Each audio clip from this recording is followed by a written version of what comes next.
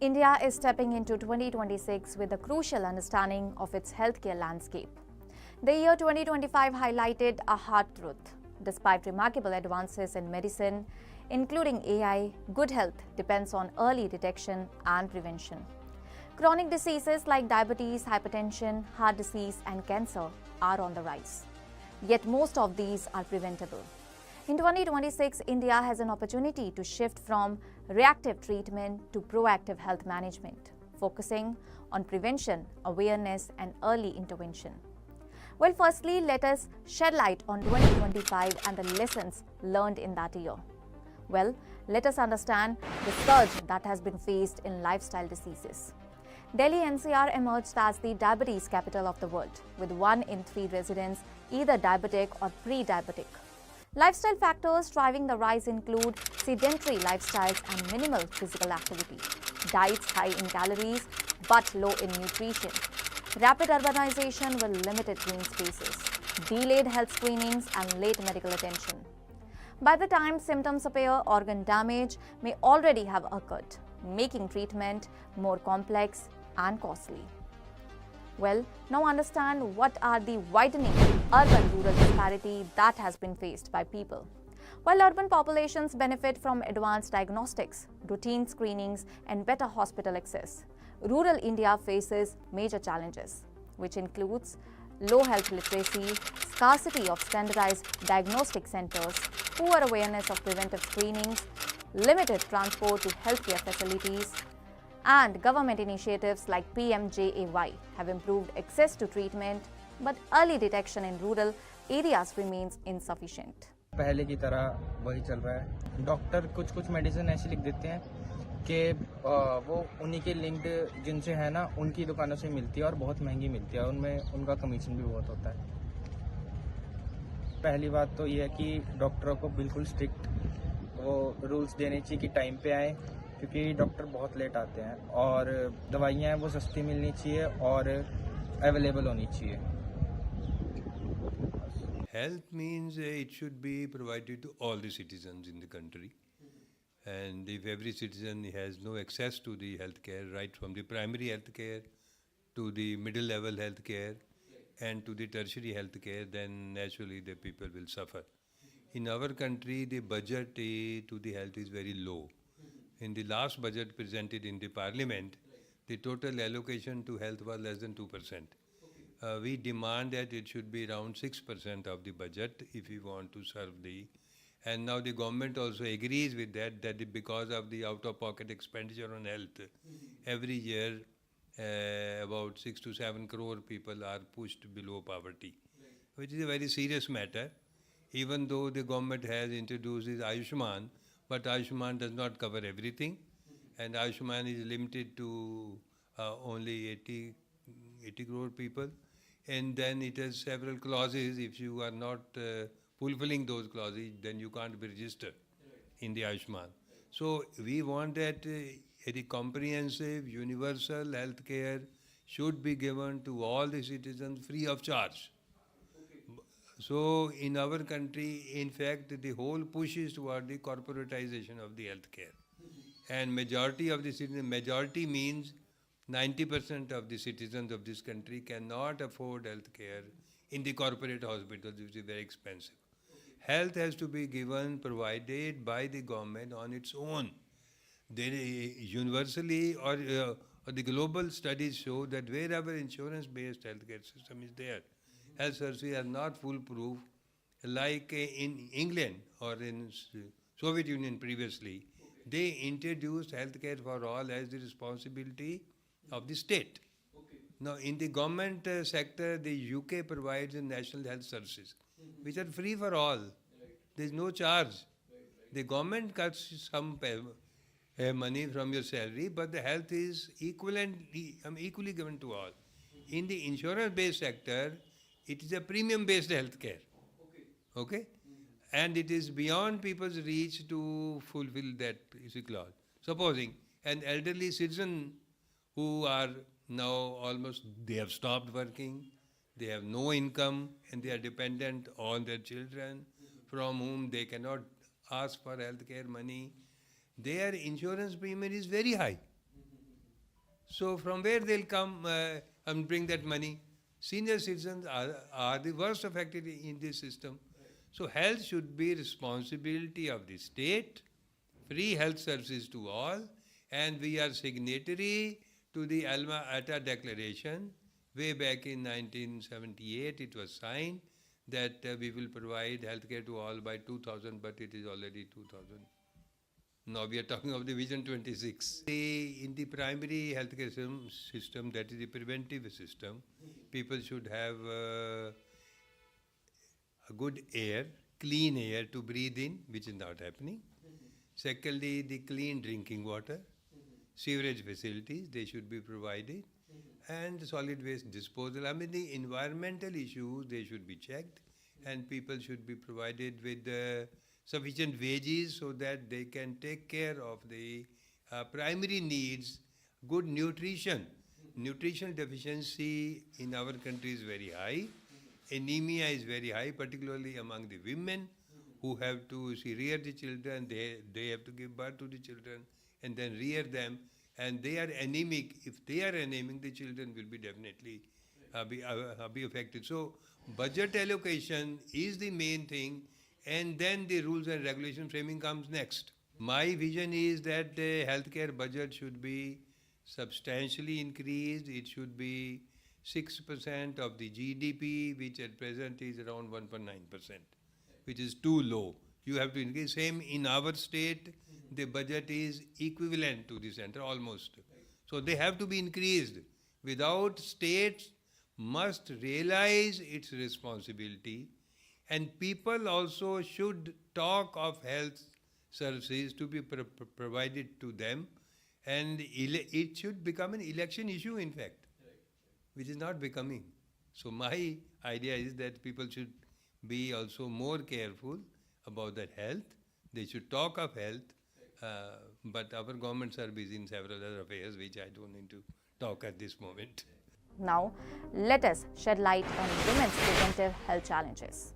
Despite awareness campaigns, many women still miss crucial preventive measures, which includes breast cancer screenings are below optimal levels.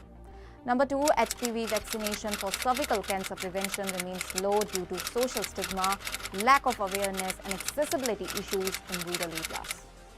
And also, let us break down about neglected elder vaccination. While childhood vaccination programs succeed, vaccines for the elderly are often neglected. Seniors face higher risk of pneumonia and flu. They also face frequent hospitalizations, poor understanding of vaccines like influenza, pneumonia, and shingles outside major hospitals. After understanding all the problems that have been learned in the past year, 2026 is expected to be the year of preventive health. Notably, 2026 is the year to take charge of health at both the individual and national levels. Doctors and healthcare professionals emphasize prevention as a lifestyle, not a campaign. What are the prevention that we can follow in a lifestyle? Notably, simple daily habits can prevent a significant portion of non-communicable disease, including almost half of all the cancers. What other recommendations include? Let us look about that. Number 1, eating 5 to 7 servings of diverse fruits and vegetables daily. Number 2, increasing dietary fiber intake. Number 3, exercising at least 180 minutes weekly. Number 4, maintaining a consistent sleep schedule. Number 5, managing stress through mindfulness, hobbies or recreational activities. Small changes today can prevent serious illnesses tomorrow. Health care में यही सुधार होना चाहिए कि road पर कोई भी दुर्घटना होती है, हम मरीज को अस्पताल लेकर पहुंचते हैं तो वहां पर पुलिस वेरिफिकेशन सबसे पहले पुलिस अपनी जांच पड़ताल करने लग जाती है कि इतने में मरीज की हालत बहुत गंभीर बन जाती है। ऐसा नहीं होना चाहिए कि मरीज को सबसे पहले डॉक्टरों को देखना चाहिए, फिर उसके बाद पुलिस अपनी पूछताछ करे। जब कोई बीमार पड़ता है तो इलाज मिलना बहुत मुश्किल हो जाता है, अस्पताल में बहुत दिक्कतें का सामना करना पड़ता है मरीजों को। दवाइयों के दाम बहुत ज़्यादा है, इस वजह से मरीज के साथ जो लोग आए होते हैं वो बहुत परेशान होते हैं, उनको उचित समय पर दवाइयाँ नहीं मिल पाती और अस्पताल में सुधार किया जाना चाहिए। बहुत सी तकनीकों का सुधार होना चाहिए। अस्पताल में जो डॉक्टर हैं वो जो दवाइयाँ लिखते हैं वो उनके जो जानकार होते हैं उनसे ही मिल पाती है, जिनमें उनका कमीशन रहता है। इसमें सुधार होना चाहिए और भी बहुत सी तकनीक है जिनमें सुधार होना बहुत ज़रूरी है। I'm Dr. Dipesh Batra. I am a neuro and spine surgeon. So, if I talk about India, India being a very huge country with the second largest population all around the world, so we are being one of the countries who are doing medical tourism at a very large scale. But once I talk about the overall healthcare scenario, so that scenario is totally different when I talk about rural India and urban India, and when I talk about the private sector and the government sector. Most of the people are living in rural India, and they are from, I can say that, middle or poor background financially. So those people are not aware about the health, about the implication of the disease, about the financial aspect. Sometime काफ़ी डर जाते हैं. They are feared of कि how much we have to pay, how much the expenses will be. I'm not comparing our healthcare system with any other country. Like if I talk about UK or any other country like USA, they have a insurance-based system. People just go to hospital. They need not to show any card. They just have their ID. So they just put in the system and the treatment gets started. They are never asked the cost of the treatment, what kind of the treatment will be, and the treatment is given. In my country, the scenario is totally different. And if I talk about the Punjab, the scenario in the government hospital and the government sector is not up to the mark, which is required. Because person is a person, चाहे वो अमीर है चाहे गरीब है, जान सब दी same है. So it is not about कि one person is going to and moving to the private hospital and being treated, and the other person is lying in the government hospital. We are having lack of staff, lack of doctors, lack of super specialists in the government hospitals. If you go and check, if we have like 10 super specialty centers, there are almost negligible super specialists. Even if we have one doctor cannot do emergency for 365 days in a year. Right? So I mainly treat with emergency cases. I treat with stroke, that we call it as brain attack. I treat with accident. I treat with deal with brain trauma, spine trauma. So you need a person who can definitely take care of. And for us, we need infrastructure. That is right from the MRI, right from the CT scan, ambulance services, blue line ambulance, where you need not to, stop on any signal. So that kind of system is required if you really want to save the lives. Even if the patient is insured, even if they are insured, they don't know where to go, whom to meet, how to approach. Again, then they send the patient's detail to the insurance company, and it may kill time. In my trade, we talk always about time is brain, time is life. So even if you save around 1 to 2 minutes of a patient, the treatment should not be delayed. We can save lives. So to me, every life is important, irrespective of from which culture they come or from what kind of background they are coming. So they should be treated as same as in the private sector, if we are talking about the government sector. So we need good infrastructure, good super specialist doctors around the clock, good paramedical staff. If I talk about nursing staff, they should be trained. They should be trained in a centralized center. It is not a nurse has been trained from a private hospital, then she is only working in a private hospital. Because the kind and type of the patients we receive day to day, they are same. Either you work anywhere, and they require treatment. Just being a doctor in Punjab, the patient if goes to the government sector, they are just referring the patient to PGI or some other sector or the private sector. It should not be like that. So sir, if you talk me about what kind of change, so ਮੈਨੂੰ ਤਾਂ ਇਹ ਲੱਗਦਾ ਕਿ ਸਾਰੇ health care system ਬਦਲਣ ਵਾਲਾ ਹੈਗਾ, right from the bottom to the top. Everything needs to be changed because it is being 75 plus years we are independent, but I don't think so the healthcare system has been changed. I started my MBBS in 2003, and since then I have not seen major changes. Even in my hospital, I was graduated from Rajendra Hospital. So even if I go there like once or twice in a year, I can see, yeah, there are some changes they have done, but I don't think so those changes are up to the mark, which can actually helping the patients. We are lacking in everywhere, in infrastructure, in maternity, even in trauma. So we need good trauma centers, good neuro centers, good mother and child care centers. so the important lives need some treatment. Also, we should also focus on emphasizing vaccination for women and the elderly. Improving vaccination coverage is crucial in order for HPV vaccination for women and adolescent girls to prevent cervical and related cancers. Geriatric vaccination for seniors in order to prevent flu, pneumonia and serve respiratory infections. Making vaccines a routine part of annual health planning rather than occasional measures. Integrating prevention and treatment is also must.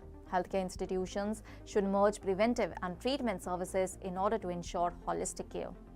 Key measures include lifestyle and dietary counseling, routine physical assessments, early disease screenings, chronic disease monitoring. This integrated approach enhances long-term patient outcomes and reduces treatment cost. Annual health checkups as a national standard is really important. Currently, annual checkups are mostly limited to corporate employees or insured individuals. In 2026, medical experts advocate nationwide annual health screenings. Benefits include early detection of conditions like pre-diabetes, hypertension, thyroid disorders, and vitamin deficiencies. Collection of national health data in order to improve policy making. Empowering individuals in order to track and manage their health trends. Also, it is very important to strengthen rural health outreach. To prevent further disparities, targeted rural initiatives are really essential. For deployment of mobile screening units, training frontline healthcare workers to detect NCDs, government-funded screening programs, awareness campaigns specifically for women. Consistent engagement with rural communities is key to nationwide health improvement. I am Dr. Gaurav Sachdeva. I am MD Medicine. I am a physician, diabetologist, and critical care specialist. And I'm past president, Indian Medical Association, Ludhiana. Well, healthcare system in India is a little different from the Western world. We here are mostly living in below poverty line people. So the accessibility to healthcare is not that proper.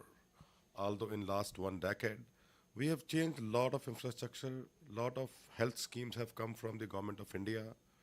Our health markers like infant mortality rate, maternal mortality rate, neonatal mortality rate has improved. Health awareness is better. The infrastructure like the medical colleges, we have now AIIMS everywhere. We have 12 AIIMS, new AIIMS in last 10 years in India. Medical colleges are increasing. Corporate sector healthcare is now increasing at a very, very fast pace. But unluckily, the government structure, the civil hospitals, the primary health centers, and the dispensaries at the local level of villages and remote villages is still not very, up to the mark. So there are a lot of challenges, although we are improving a lot, but there are a lot of challenges still there. Yes, we look forward to the government and the private sectors both. Government has, although given us Ayushman schemes and the NMCs and other schemes, but they are not up to the mark. Like, there are so many diseases still not covered under this, number one. Number two, the reimbursement to the hospitals is not proper. So that's why the hospitals, like the bigger hospitals, the corporate hospitals, they don't cater to these kind of cards. So if the money to the corporate hospitals, to the private hospitals are given in a proper fashion and in a proper manner, and they should be sufficient to meet the ends of the hospital, it should be there. So government should look into that if you are actually providing the services to the citizens of India, you should take care of the doctors and the hospitals also, so that they are nicely paid for the treatment we are giving to the citizens of India on these schemes. Number one. Number two, accessibility at the rural level. So government should give some incentives to the government doctors. They should increase their pays. They should provide facilities at the village level and dispensary level, so that the accessibility to good healthcare is even at the remotest part of the country. Number three, India is at the global level, India at the pharmaceutical level is very good. We are at pharmaceutical number 1, number 2 in world after China. to send all the medicines and pharmaceuticals to the world. So we can use that part also. Number 4, the government should do digitalization like in the other countries. So that is a very important part. We have 140 million population right now, and although almost 100 million people have already been covered under Ayushman, but digitalization is the point actually, so that we can actually get access to every patient. The records are available everywhere, so that you are sitting anywhere in the country or anywhere in the world, you just click the ID of that patient and you know the whole medical history. So digitalization is also very important. So I think Swasth Bharat is one thing which is very important, because healthy citizens, healthy people will make a healthy nation. Good morning, everyone. This is Dr. Pragya Sharma. I am an ophthalmologist, medical retina consultant. The present policies and the healthcare system is all made to cater the rich in the private sector, and in the government sector, there is a mass catering to the BPL, to the extremely lower people who have very low expectations, just that they should meet a doctor. Where there is a vacuum is the middle class, which is the biggest class. The middle class person has to pay for every test, every medicine, every consultation to each doctor he goes to, and he gets no insurance from the government. In spite of the taxes they are paying, they have to again go for health insurance policies where they are paying it again. And those healthcare policies also we have seen in bigger private sectors getting bounced. Like after the treatment, they don't get the reimbursement many times. Many places now there has been a lack of trust among people. They don't want to trust the doctor. In the earlier times, people used to kind of worship the doctors. Now the doctor is being seen as a businessman and patient has become a client. This is because of the corporate and privatization of healthcare. There are bigger chains coming and engulfing the smaller practitioners, and this has led to the mentality, which I will not say is completely incorrect, that doctors are looting. Whatever test they are writing is not required, so they go for second opinion, third opinion, and they keep wasting their money, and more than that, their time. And after that also, they are very clueless. There is nobody to give them right guidance. What I think should improve in the healthcare system and what will actually uplift the present scenario is 2 things. The first thing is opening more medical colleges at government level, where intelligent students give an exam and they pass that exam and they are worthy. They are the creamy layer of the students, the intelligent, bright minds which are migrating. We catch them young and we train them in good government medical colleges, because no number of private medical colleges where we know they pay capitation fees. So there is a difference in the quality of doctors. I'm saying it myself. Many of them are my friends, but I'm saying it. Government medical colleges should be more. And how will this happen is my second point. Is this will happen if you allot a huge amount of GDP to the healthcare. In spite of opening, I will not take any big person's name, but मंदिर खोलने की जगह, पुल बनाने की जगह, billboards लगाने की जगह, church खोलने की जगह, anything. Invest in health. And at a personal level also, if people start investing in health, how much ever we spend on clothes, if we spend on gym membership and we go to the gym, it will help us. For the government level, yes. For the infrastructure level, more number of medical colleges and allotment, a huge amount of allotment like the Western countries. The taxes we are paying, we all pay taxes. So the tax we are paying are at the level of European countries. But if you compare this with the British NHS, we have no insurance. If something happens to me today, I'm an ophthalmologist. If I need some expensive injections in my eyes, I'll have to pay out of my pocket. What is the way forward? Why 2026 must be the year of preventive health? Notably, 2025 showed progress but also revealed persistent gaps, which includes delayed diagnosis, low screening rates, suboptimal vaccination, and an over-focus on treatment rather than prevention. And on the other hand, 2026 offers a unique opportunity. An opportunity to shift from reactive healthcare to proactive health culture. An opportunity to reduce avoidable deaths and financial strain on families. An opportunity to improve long-term national productivity and well-being. Preventive health is not just a medical strategy, it is a long-term investment in the nation's future. That's all for now. Stay tuned to the Savera for more updates. Do like, comment and subscribe to the channel.